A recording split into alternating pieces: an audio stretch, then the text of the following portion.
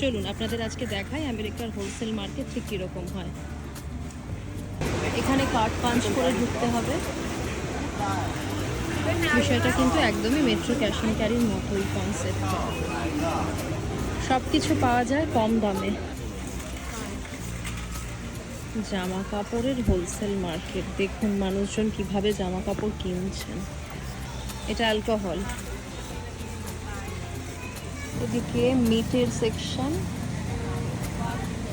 টার্কিও দেখতে পাচ্ছি, একদম ফ্রেশ চেরি।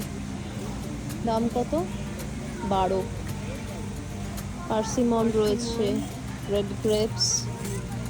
গ্রেপসের বক্স $7।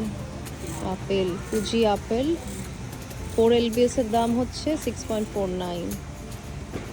এটা নর্মাল আলু, এটা কিন্তু 10 LBS এর দাম হচ্ছে 4.99, মানে $5 দাম হচ্ছে 10 পাউন্ডের।